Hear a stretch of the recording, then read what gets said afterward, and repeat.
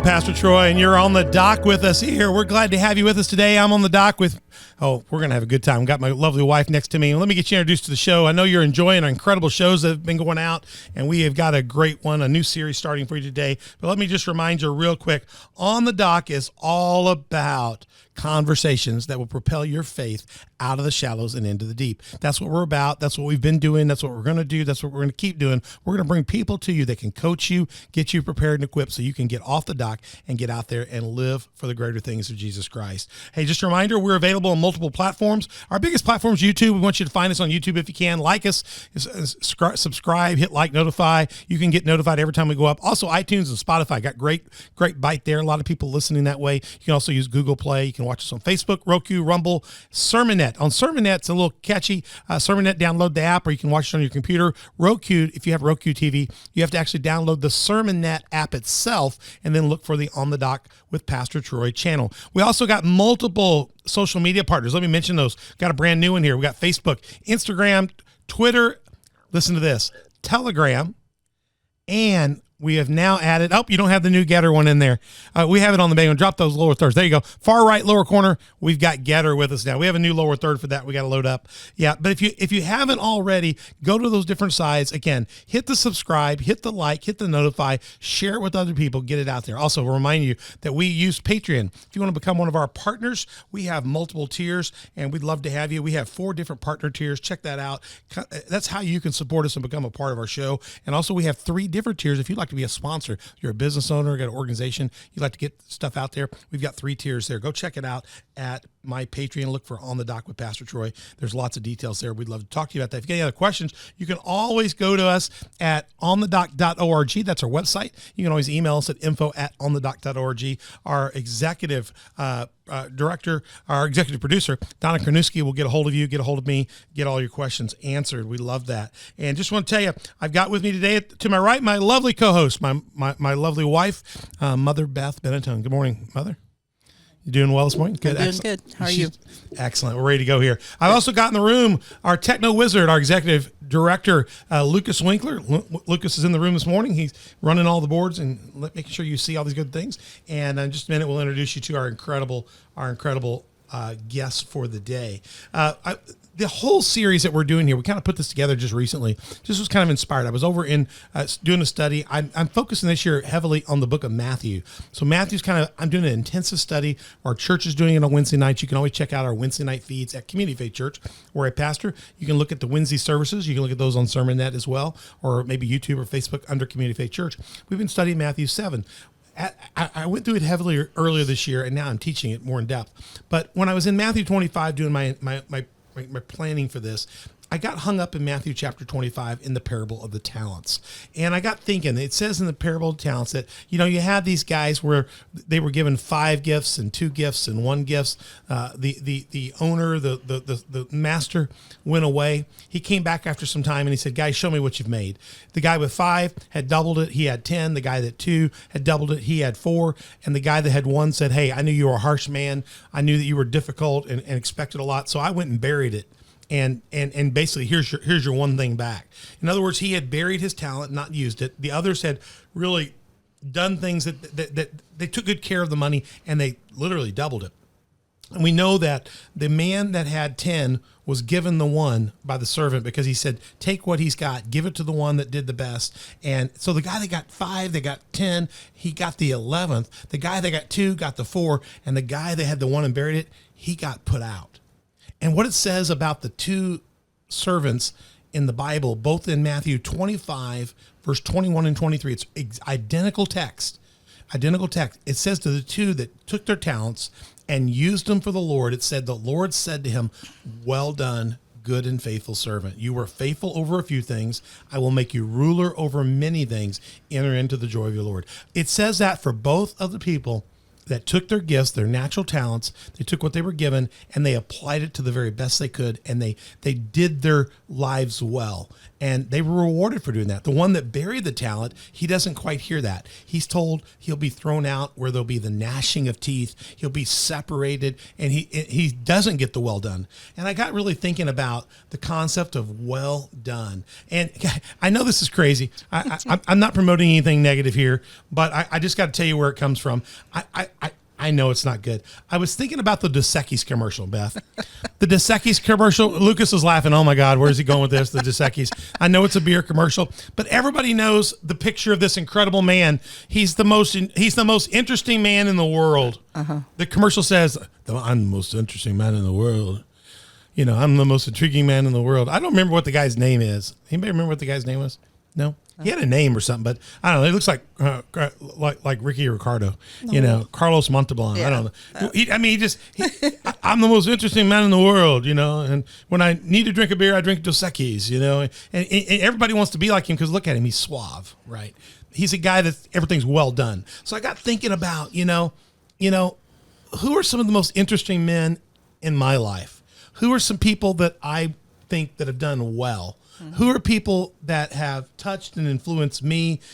People that, for me, would be not my Dos Equis man, but who would be my Bible man? Who would be my God-fearing man? Who would be my God-fearing ladies? Who would be those people that I think, if I were asked, these would be some of the most amazing people in my world? And who would I put on the cover of my ad? Troy's most intriguing men and women of God. And so that led me to kind of come up with a list of people. And that's what we're going to be looking at in this series. This new series is entitled Well Done, Lives Well Lived series. Now we're going to be talking to people that are alive. They're not done, but these are people that I think are my intriguing people of God. And we're going to be bringing them in the studio. We're going to let them we're just going to get them on board and let them talk. So you're going to see a lot of these people come in and maybe do multiple episodes with the conversation because we want to fit our length. We try to run the podcast 35 to 45 minutes. Every now and then we go a little longer. So we'll break these up as needed.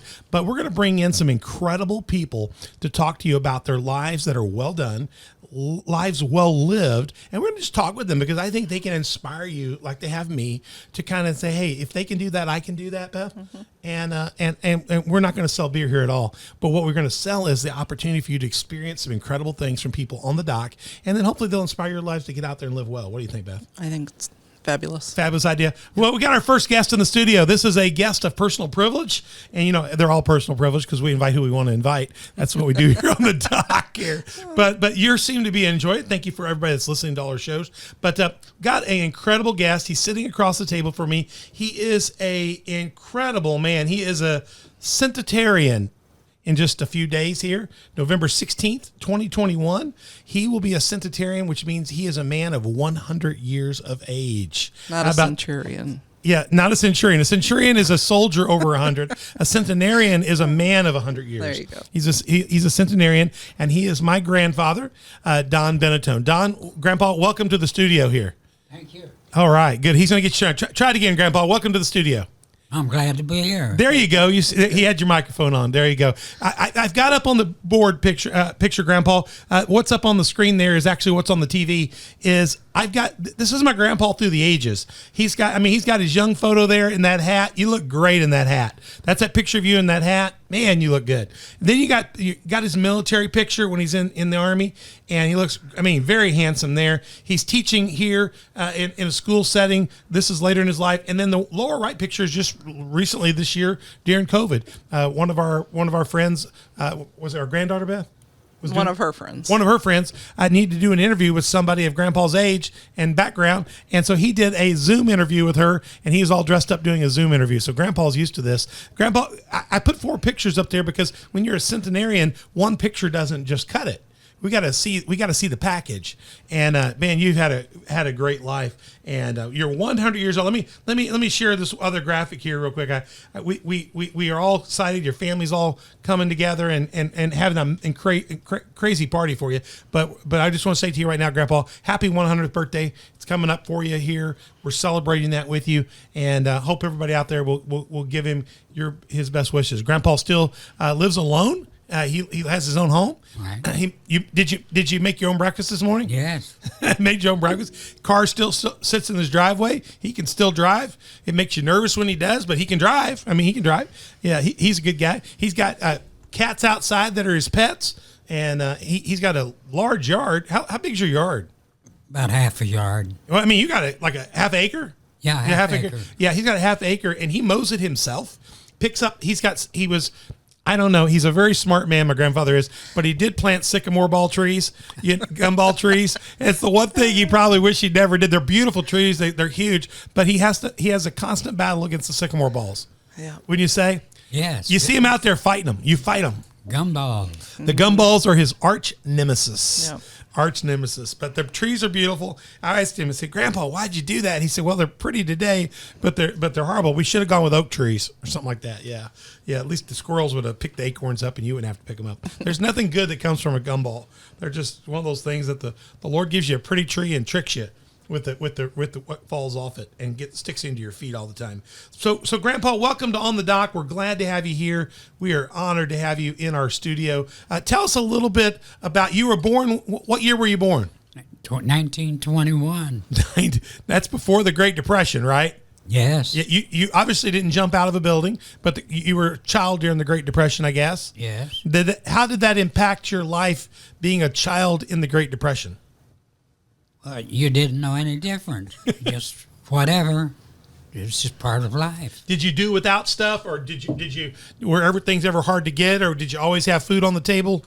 We always had something, yes. Yeah, your parents were great providers. They worked hard. Yes. Yeah, and they did it. So hey, people always talk about that. I know Grandma lived on the farms in Tennessee, tobacco farms in Tennessee, and she often talks about the Great Depression, having to eat chickens nonstop for weeks and months at a time, or corned beef nonstop.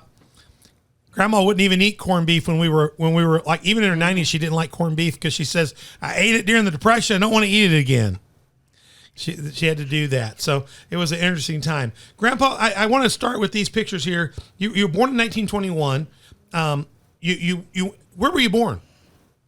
Heron. In Heron. Were you born at home, in the hospital here? Home. You were born in your home. So were you born in your parents' home? In your parents' home?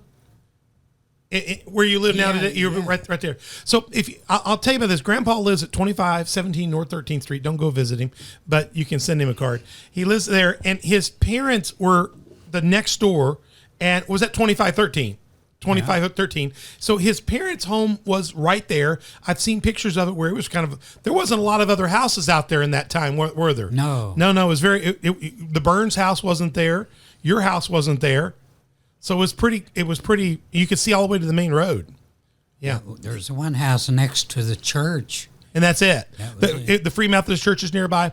And you can see the whole area is a very developed area now. Grandpa built his home on land that his dad gave him adjacent to their home. So he's lived his whole life in either 2513 or 2517 North 13th Street, with the exception of his time with the U.S. Army in World War II when he was stationed overseas. So he has lived in those places pretty much his whole life, other than maybe when he went to college. He lived in McKendree while he was at college and stuff like that.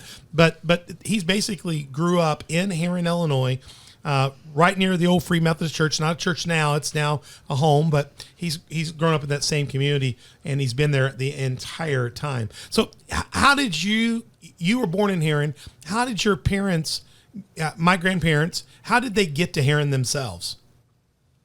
How did Charlie and Ruby get to Heron? Dad came for a job, a coal miner. He was a coal miner. That's the reason he was in Heron. There were coal mines. And they came here originally from New Mexico. Yes. Correct. And hey, I'm going to show you something on the dock here. Okay, you're going to love this. I'm going to show it to us now.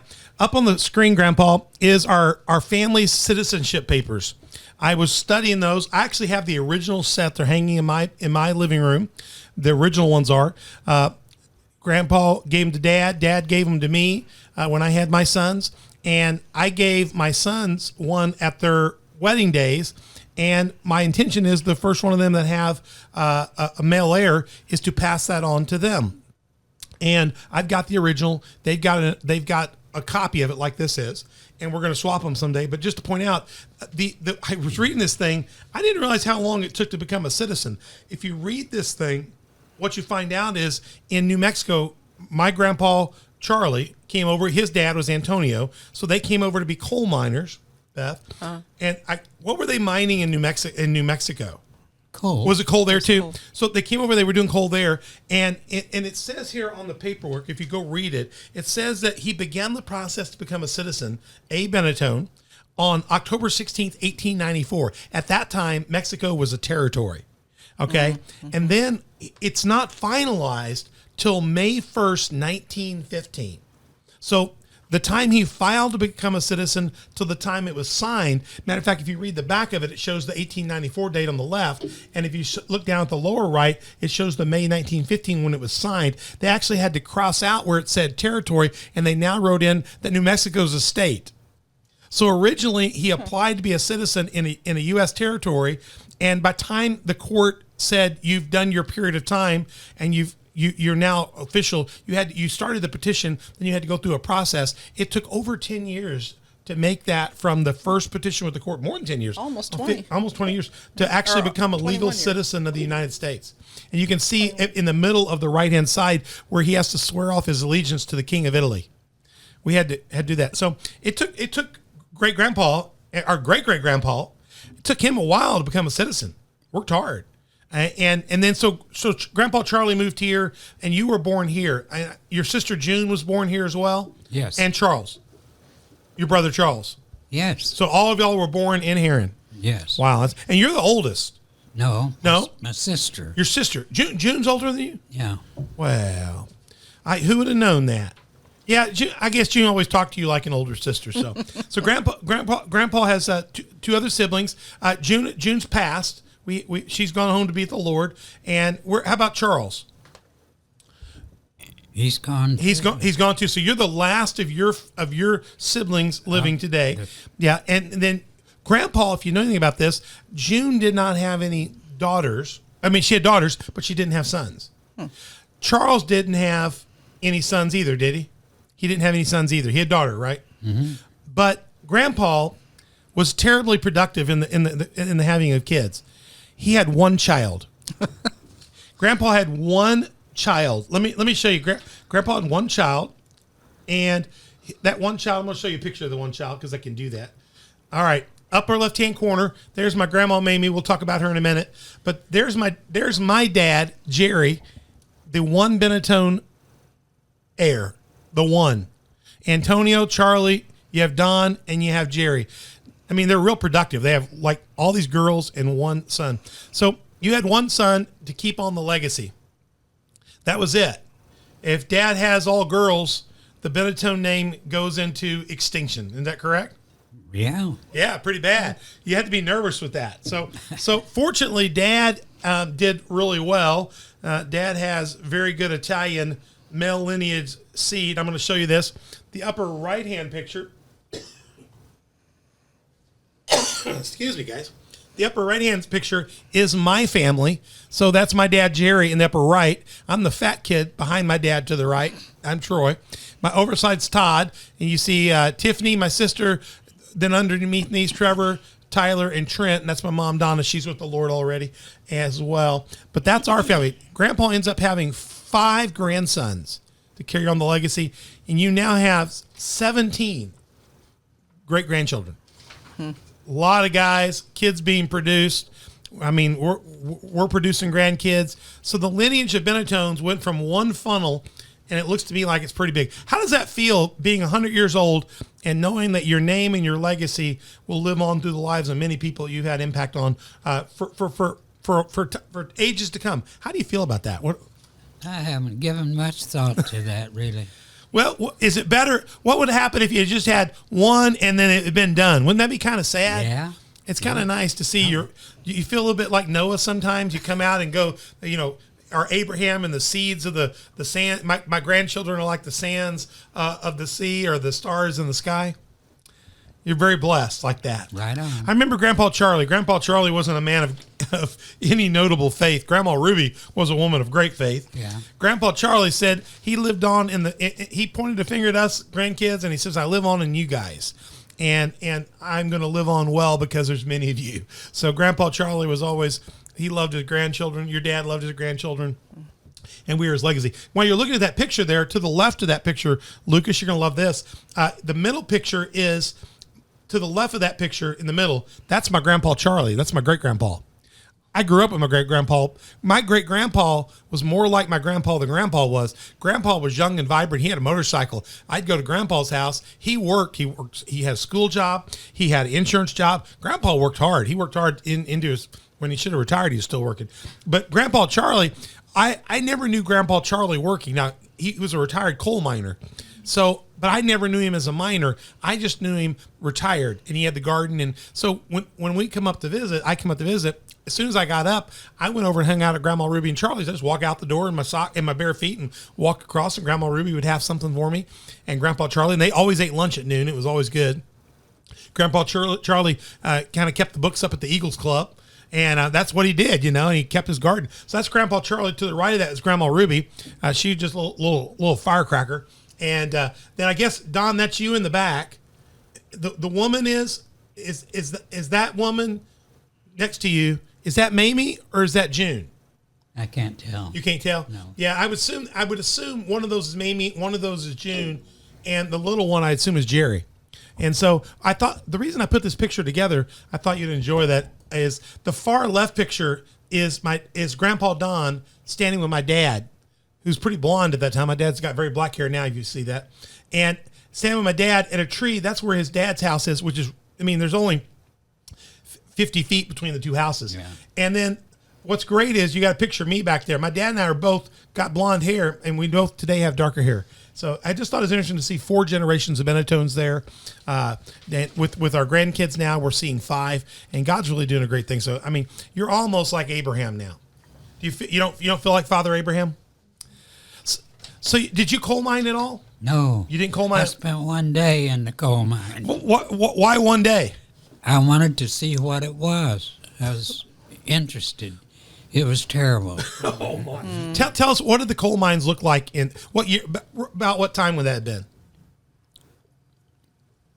How old were you then? 12, 13 years. So 90 years ago, you went down in a coal mine and took a look at it. Yeah. And there's low coal, you call it. Low, so real small walls, short? Yeah. So you had to kind of crouch down a little bit? Yeah, it's terrible. And so you went down there and thought, this life's not for me. That's right. And Grandpa Charlie spent his whole life down there. That's right. Man, he was a tough man, wasn't he? Yes. Yeah, I could see that. And they're right in the mines around here in Southern Illinois, that was the way of life at the time. Right. So what did you do after that? What you came out of the mine and said, the mine's not for me. What did you decide to do? Go to school. Go to school. Did you do well in school? Rather well. Did you go to school out at Chittyville? Chittyville. Yeah. Graduated 8th grade. And went to Heron High School? Heron High. Okay, and then after Heron High, somewhere toward the end of high school, we would have gone into World War II, right? Right. So where were you in your high school, college stuff when you got drafted? Did you get drafted or did you sign up? I was drafted. You were drafted.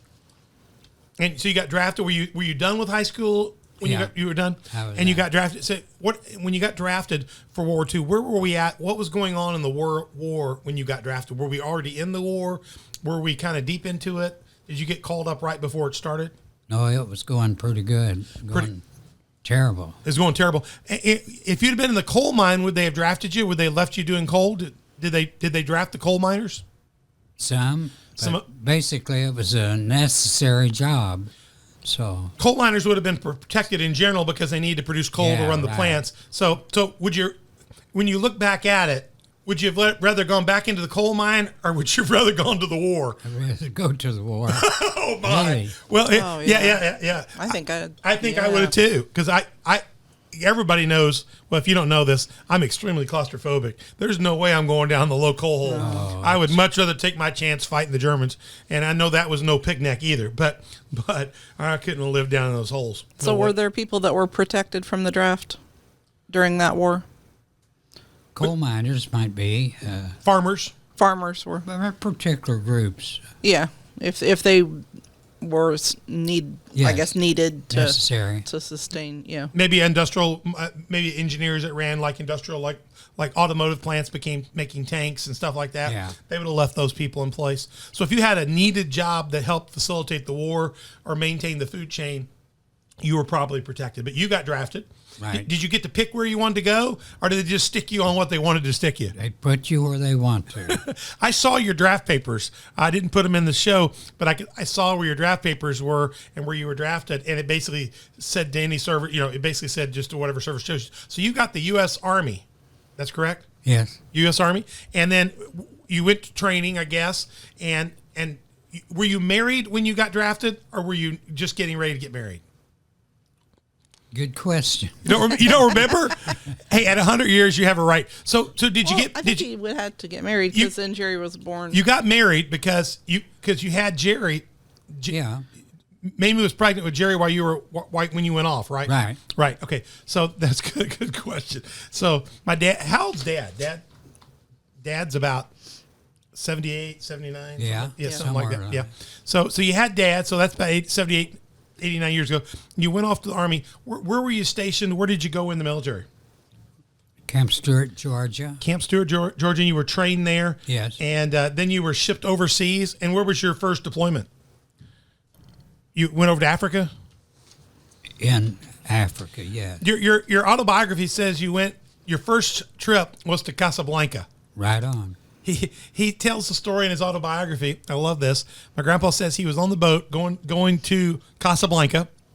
That's Morocco, Tunisia, Algeria, those kind of areas. He was going to the northern part of Africa. And he says on the way there, they were on the boat and they were actually showing them the movie Casablanca. Mm-hmm. And he never got to see the end of it because they had a U-boat get near their ship and they had to extinguish the lights and the sound to hide from the U-boat. And so they turned off the lights. He never saw the end of the movie. And your memoirs say you just saw it, 15, 20 years ago.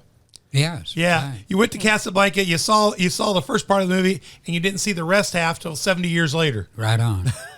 Did the movie turn out good? That is not much of a movie as far as I'm concerned, really. Well, you didn't miss anything. No. No. Did the U-boat find you guys? No. It didn't find you. Praise God for that. So you went over to Morocco. You were in northern Africa. You were in the Army. Were you stationed with a certain battalion? What general? What group? It was a battalion. We were always sort of independent and be attached then to a division, but we were a battalion. And so were you be mostly with tank divisions and stuff like that in those days, or what kind of groups? Whatever you were assigned to. You would go to. But we were anti-aircraft. Anti-aircraft. Yeah. Did you ever get a chance to see Patton? I hear Patton went to Africa too. George Patton, the famous general. No. He was that was a big general. We see he went to Africa with the tanks, and he went to Germany. I always want to see that. There's a couple good pictures of Grandpa here. I want to show you this real quick here. This picture here is a picture of you, Grandpa, sitting next to a medic truck. Yeah. That's Grandpa, and he looks good. He's a handsome dude. There's another picture of you driving a car, a big old black car with somebody in it. You're in military gear, and you're driving it, and there's hills and stuff, so I don't know if you're in Italy or where you're at in that. It looks like it could be Italy or someplace. And then there's another great picture of you with 5 other deployed men. On one of the hats, it has Sammy. It says one guy's name's Hill, one guy's name's Sammy, and then one guy's name, it looks like McCann or something like that. And there's some other guys there. It looks like some of the guys you served with. That looks like probably over at a local fort, maybe when you were in here. But these are great pictures. Here's another one of Grandpa. Grandpa's got another great picture. Beth and I saw this one. It's a you sitting in the Italian Alps. Do you remember that picture of you up on the hill, the Italian Alps? No. He's done so much stuff he doesn't remember the best things he's done. Isn't that great? And there's another picture of him with 2 other service guys. Grandpa's the guy in the middle. He's a small guy in the middle. Another picture of him in his gear on the right in front of a barracks there as well. So just some good shots of you in Italy. When you had to go to war and deployment and all that stuff, how did you? I know you started teaching Sunday school at 17 years of age. Yeah.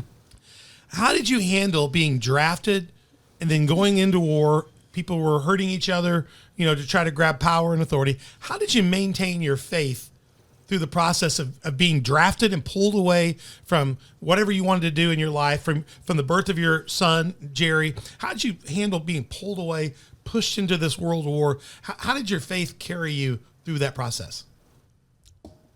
I had a good faith, and the military was good to me. They would send me to any church service that I wanted to go.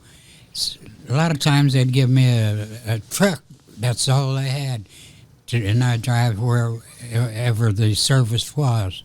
So the Army took good care of me as a religious person. Did you go to just Army services, or did you go to local services of other people? No, Army service. Army services. Mm-hmm. And were they real good about, in those days, were people able to express their faith in the Army and share their faith in Christ openly? Yes. Today, it's a lot more guarded today. They can go to the chaplain, but the chaplain today has to represent all faiths. And if somebody comes up that's into witchcraft or Satanism or this or that, they kind of have to be a chaplain to all people. They're more of a counselor these days. But in those days, people unapologetically had faith in Christ, had faith in God, and really trusted in the Lord. Is that true? Right on. Wow, that's amazing. And so you got a chance to go to church. You maintained your faith. I can't imagine all the things you experienced and saw. You went to North Africa, correct? Yes. You started in Africa. And then eventually you were relocated. Where did you go after you finished the battles in Africa? You pushed the Germans out. Naples. So did you leave Africa because the Germans were finished there pretty much? Yeah. You guys pretty much defeated them. Yes. Okay, and then you went to Naples, Italy Yes. being our home country. Yes. When you got to Italy, did you knock on the door of the king and said, the Benitones are back? No way. I think you should have knocked on the door and said, we're back. And he would have said, oh, you're the family that renounced me. So you weren't nervous about that. So you were back in Italy. You landed in Naples. Yes. I didn't know that. So that's something I've learned. So that could explain, actually, Beth. That could explain. Let me switch pictures here. That could explain this picture. That picture of that car could be Naples. It could easily be Naples. Naples has got Mount Vesuvius and the hills by it, and those hills look about like where we've been. We've been on that road, on the coastal road. There's a picture here in an Army car. I would love to know where that is. It has no designation on it. Do you remember where you were driving that? That car? Yeah. The war was over when Praise God. And just picked that car up. You just picked the car up. Really? Okay, Grandpa. It's just side of the road. You jacked the car. Let's just be honest with you. Well, So no, just stuff was left everywhere. yeah. Really, Yeah. it was just there. But it needed a battery, So you found a battery? and I found a battery, and it started. Where were you when you found the car? Were you in Italy someplace? Yes. And you drove it back. Where'd you drive it to? Back to Naples? Yes. That's a great looking ride. But then the Army or the government said, no more, you can't have this stuff. So we had to turn it in. Probably some general got it and drove it around after that. Who's in the car with you? Some friend? That I can't answer. You can't remember? No. But just somebody that was riding along with you trying to get back. Were you just trying to get back to the ships to get back home? No.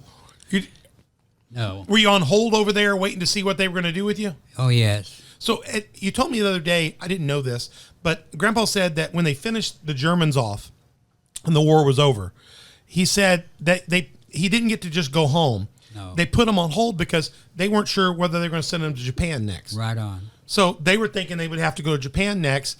And then, of course, we know that ultimately the president decided to drop the 2 bombs, and that broke the will of the Japanese emperor, and that war was over.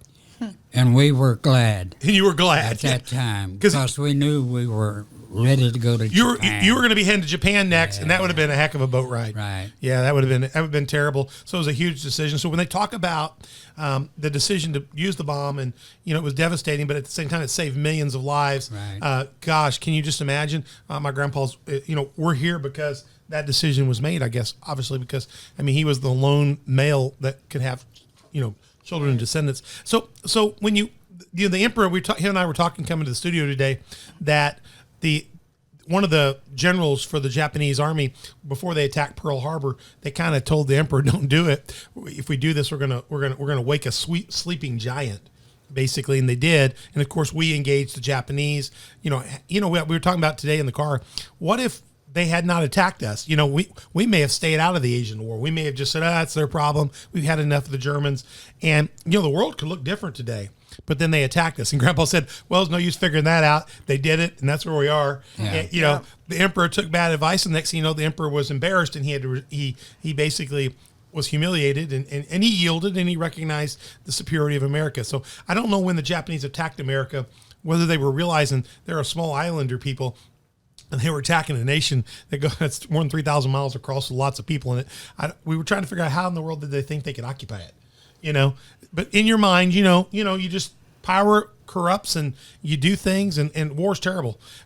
Tell me about some of the opportunities you had, during the war to connect with people, and where your faith kind of kept you through it during the battles, during your work what did you do in the military? I was a medic. You were a medic. And were you trained medically? How did you get picked as a medic? On one of the questionnaires, they asked what you'd done, and I'd gone to some classes on medicine for the coal miners, which they taught the coal miners, and I went as a kid to this class, and so I had a little bit of background of bones and first aid, so they needed whatever they could get. So basically, you had some coal miner training as a kid, right? And they go, well, here's a warm one. He would be the best for a medic, right. And then they gave you some additional training, I guess. Oh yeah, then they sent me to school, so actually to the hospital, and you went every day, all day long. And what they do, teach you how to stop bleeding and help Yes. people get stabilized. Yes. Did you do much of that in the war? Were you engaged? Did you see people injured and hurt? Everything. You saw everything. But fortunately, sometimes didn't bother you. But at least you were trained. You were trying to help people and trying to help them, yeah. Right on. Were you in the middle of any of the battles that went on? Did it get pretty hairy from time to time? Yes.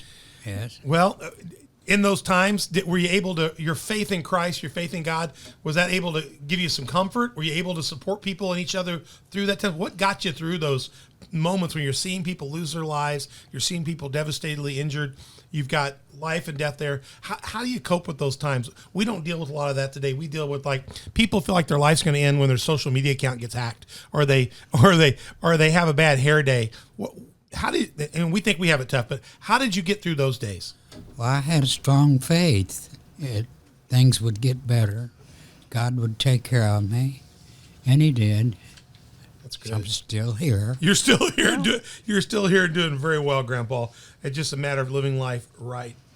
Now, when you were a medic, so you were attached to different battalions, different groups of people. You met lots of different people from the war. Were you mostly with people from Southern Illinois area, or did it get completely mixed up? It's mixed up. It's mixed up. A lot around New Jersey, New York. So you had to deal with a bunch of those New York and New Jersey. Did they do that because you were an Italian? They thought you could put up with them? I don't know. Did you see a lot of Italians in the war? Saw some. Some. What did the Italian people think when the Americans came into Italy and then the liberation of Italy from Germany? How did that go? Well, they liked us. They liked it when we came in. Well, the Italy's been controlled by everybody, through their ear. Everybody in history has taken over Italy. And in Italy, as long as you let the wine go and you can have siesta in the afternoon, more or less the Italians are kind of, hey, it's okay. But the Germans were very, very harsh to the Italians. And so the Italians did not fare well with the Germans. They didn't play well. So when they left, how long did it take the Italians to begin to be excited about the Americans winning the war over there? I can't answer that. I don't know. Did they celebrate? Were they excited when the war's done? Yeah. So you stayed in Naples a little longer. You eventually came back to the United States. So they eventually said, Japan's done. You can go home? We left Naples and went on up to Switzerland. Okay. So we got to visit some of the major cities. No fighting there. The war was over.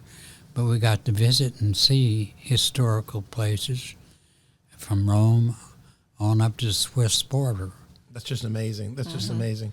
Now, what I want to come to in part two here is I want to ask you this real seriously, Grandpa. You've been teaching Sunday school since you were 17 years old. Yes. You've taught class up into your 90s. We literally taught Sunday school class into his 90s. He's been a member his whole life of the Heron Methodist Church, and just been a great person doing that. I've been in his classes as a kid. My faith is inspired. I got involved with church because my grandparents took me to church when I would come visit them, and when they would come to Memphis, where I grew up, they got me connected to church there. So my faith today is highly connected to them attaching me.